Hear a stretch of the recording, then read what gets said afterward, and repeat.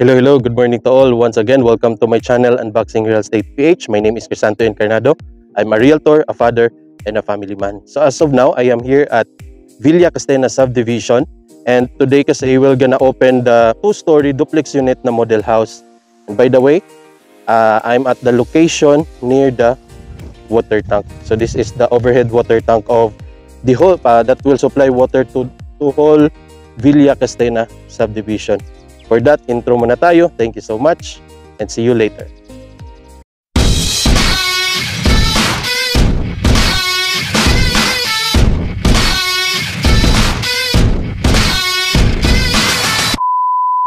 Alright, without further ado, let's unbox this 2-story duplex unit of Villa Castena Subdivision. Let's get inside. So this is it, the typical 80 square meter lot area. And as you can see, since the parking lot can park 2 sedans or for example, if you have Wigo or yung mga maliliit Mini Cooper, it can accommodate 2 cars in it. And at the side of this area, since it is an 80 square meter floor area, pwede kang mag-garden dito or anything that you want to do to create aesthetics on your unit. So as you can see, this is the exterior part of the 2-story duplex unit. The typical lot area is 80 square meter. This is the parking area. And looking at the parking area, it can accommodate 2 cars. So mga sedan. And of course, kasyang-kasya dito yung mga SUVs natin, mga pickup. So the typical lot area is 80 square meter.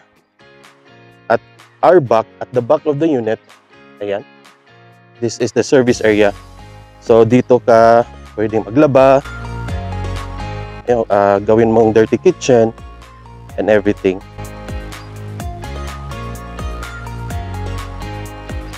As this unit will be delivered to you, this is what will you get when you purchase this unit.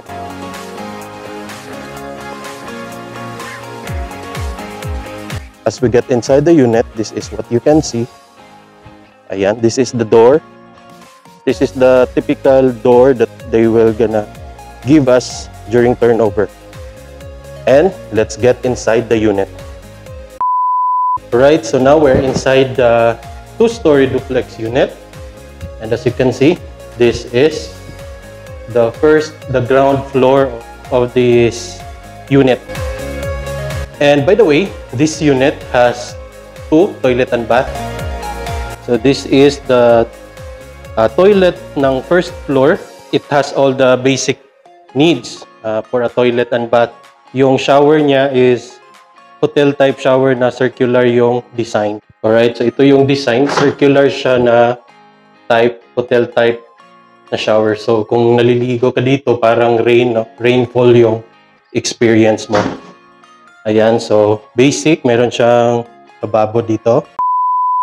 Yung lahat na nakikita natin ngayon, this will be the turnover unit. As you can see, it's already tiled. And yung klase ng tiles are huge tiles. This is 1 by 1 or 12 inch by 12 inch na tiles. And then, this is the window. It also has a large window design. In the first floor, we have the first window that is adjacent to the door. And we have the second window right here. And the third window sa lababo ninyo.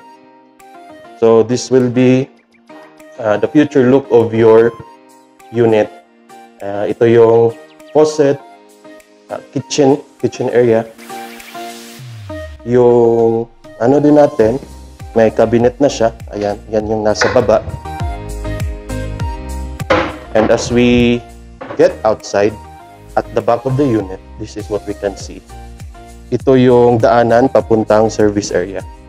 So, at this area also, nandito din yung papuntang parking lot. This area can be your dining area and living room this side. Alright, so sa first floor, meron siyang 1, 2, 3 na large windows. Alright, at by the way, dalawang large windows at saka isang ganyan na window.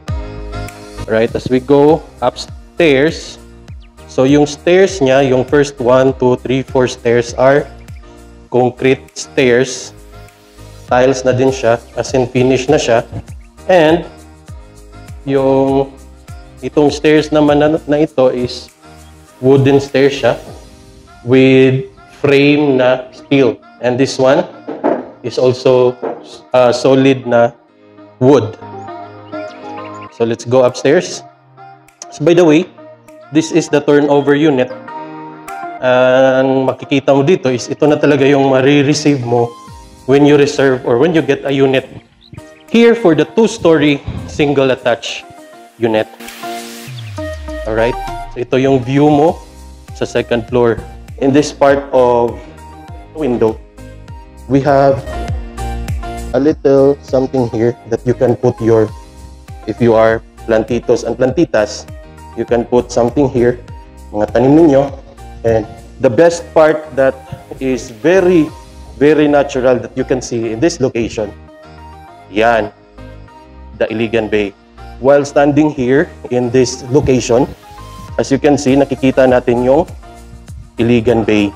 Because this area is elevated from above sea level, the air is quite wonderful for us. So maganda, masarap yung hangin niya.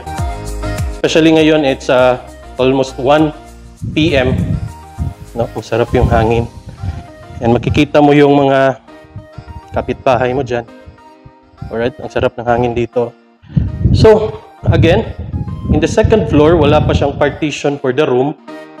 But we have plenty of windows. This is the window number 1. Vertical type na window. There's a large window here. Window number 2, window number 3.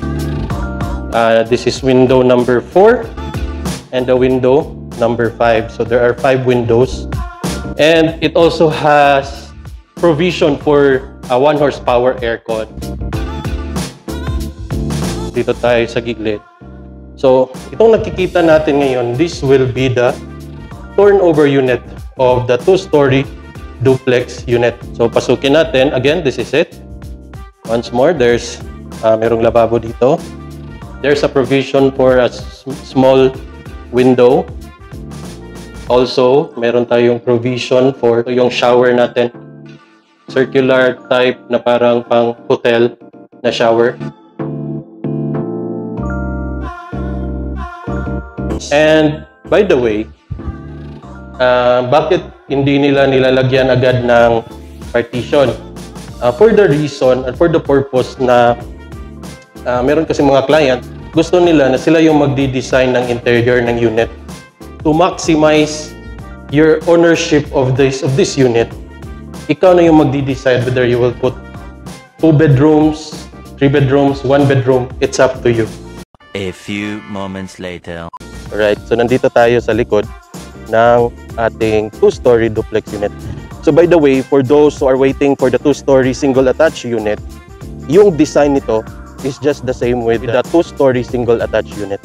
So itong duplex lang yung ginawa nila ng model house to check kasi pareho lang din naman talaga yung design nila.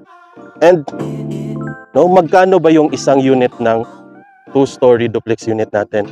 So as of now, since we are still pre-selling, and as you can see, ito pa lang yung nabibuild natin na unit, the total contract price of this unit is 3,600,000 pesos. And you can avail this in the bank. So by the way, nakafocus tayo for bank financing of our 2-story units. In fact, as of now, we are already focusing on bank financing on all of our units here in Villa Castena subdivision, kahit yung mga 1-story duplex unit natin. Feeling here, kung napapansin natin, sobrang tirik ng araw. As you can see at my back, ayan, at my back or at my top, sobrang tirik ng araw. Today is summertime in the Philippines, so expected that sobrang init ng panahon natin. This is the feeling of living here if you are only here, ma-i-experience mo na hindi siya ganun kainit because air that's coming from the Iligan Bay is passing through this whole subdivision. Ibig sabihin, masarap yung hangin dito, especially when hindi na summer, windy season or rainy season, malamig talaga ang unit na to. Though hindi siya ganun kalamig na parang Dahilayan or Baguio, you know. But kung i-compare natin, nasa baba tayo, medyo okay yung hangin na nasasagap natin in this area. Ayan, ito yung overhead water tank natin. We cannot go near because let's follow the rules of the subdivision. It's still no entry. But looking at it, this is the overhead water tanks. Previously, the Granville subdivision that we had sold out a few years ago, it also had an overhead water tank.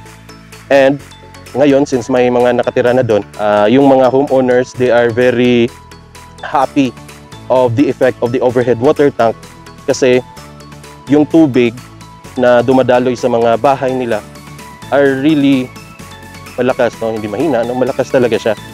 So that's why I can guarantee that this overhead water tank of Villa Castena subdivision, it will supply enough water to all homeowners of Villa Castena subdivision.